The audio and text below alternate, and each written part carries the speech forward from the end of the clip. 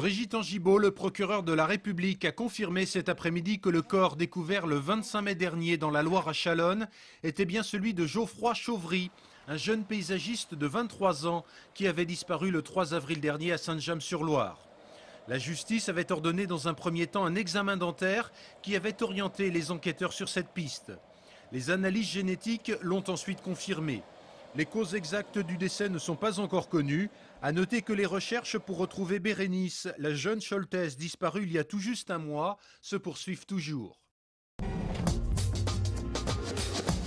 Le haut débit pour tout le département, c'est ce que met en place depuis plusieurs années le Conseil général de Maine-et-Loire.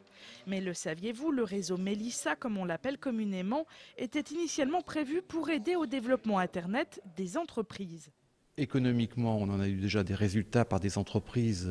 Je pourrais citer Bull, qui a conforté son site d'Angers. D'autres entreprises se sont installées parce qu'on avait la fibre optique et qu'ils avaient le haut débit. Par exemple, le groupe Paquier qui s'est installé à Brissac. Et tout cela conforte, en fin de compte, le développement économique dans le département. Depuis 2003, le réseau Mélissa est également développé pour le grand public. Jusqu'à présent, France Télécom ne couvrait que 70% du territoire. Les 30% restants de foyers du département qui ne recevaient pas la DSL auront désormais accès au haut débit. Ainsi, c'est 100% du territoire qui sera couvert d'ici fin juin. Les gens peuvent être desservis par le fil de cuivre, ce qu'on appelle communément la DSL ou le DSL.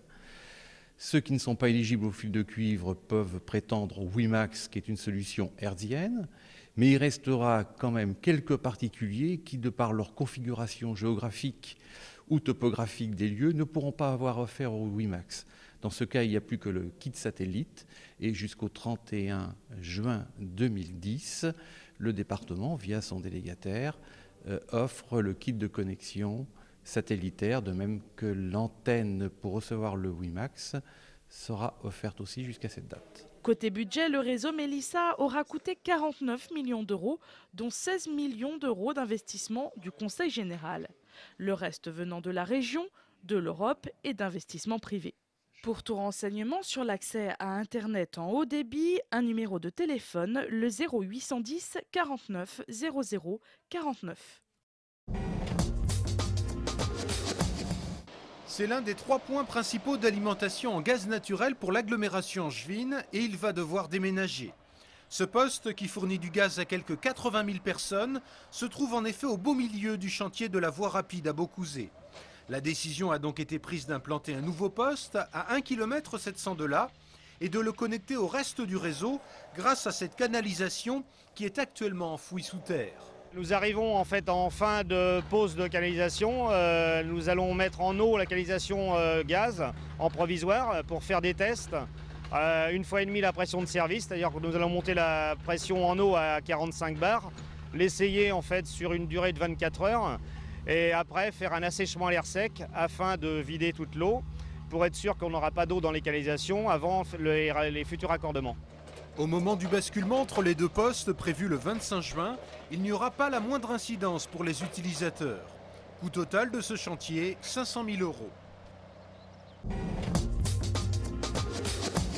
Les organisateurs des accroche-cœurs lancent un grand appel à la population.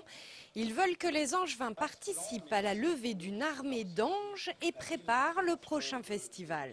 On pense qu'en fait des démons risquent d'arriver sur la ville, sortant des abîmes, et il faut absolument que les Angevins deviennent des anges pour lutter contre ces démons. Le thème du prochain festival, vous l'aurez deviné, sera celui des anges et démons. Et il exige la participation de tous, par exemple de ceux qui souhaiteront jouer le rôle de renifleurs. Les renifleurs, en fait, ce sont des dénicheurs de démons qui vont arpenter la ville à la recherche des traces que les démons auront laissées sur leur passage. L'idée, c'est vraiment d'ouvrir aux comédiens, bien sûr, mais aussi aux danseurs et aux sportifs, puisque les renifleurs peuvent avoir des activités très très physiques. Moins physiques, mais plus lyriques, les accroche-cœurs cherchent également des chanteurs pour animer le festival. Chacun peut s'inscrire, également les chorales, dans un grand rassemblement de chanteurs que l'on a appelé le Chœur des Anges. Ce Chœur des Anges chantera une composition originale de Philippe Gohard dans les grands rendez-vous publics du samedi 12 et 13 septembre, avec quelques répétitions auparavant. Première répétition du Chœur des Anges mardi prochain à la Paperie chez les Jobitumes pour des accroche-cœurs prévus les 11, 12 et 13 septembre prochains.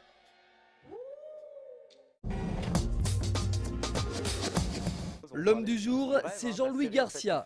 L'entraîneur d'Angesco est l'invité de l'émission Foot Foot ce jeudi. Face aux journalistes locaux, le technicien angevin revient sur la saison du SCO, les perspectives pour le club l'an prochain, mais aussi son avenir personnel. J'avais dit au président que, bon, sauf offre exceptionnelle, et c'est une offre exceptionnelle hein, d'être contacté par un club de Ligue 1, mais on s'était donné un petit peu le temps.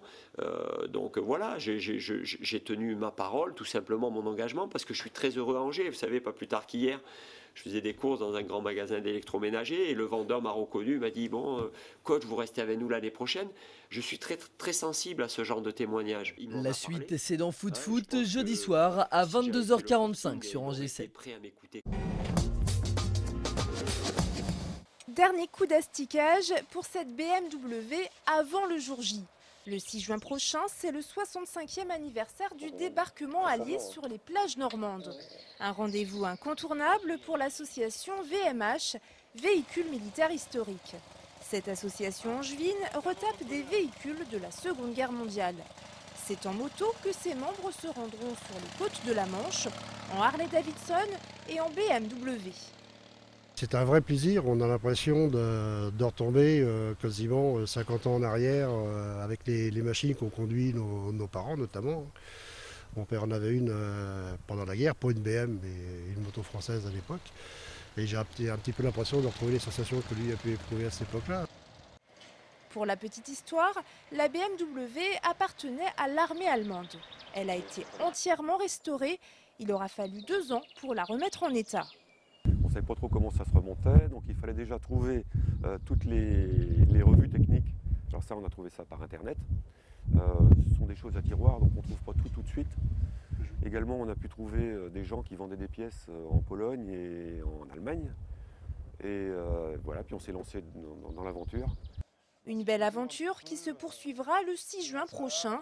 Plus d'100 de motos sont attendues sur les plages normandes.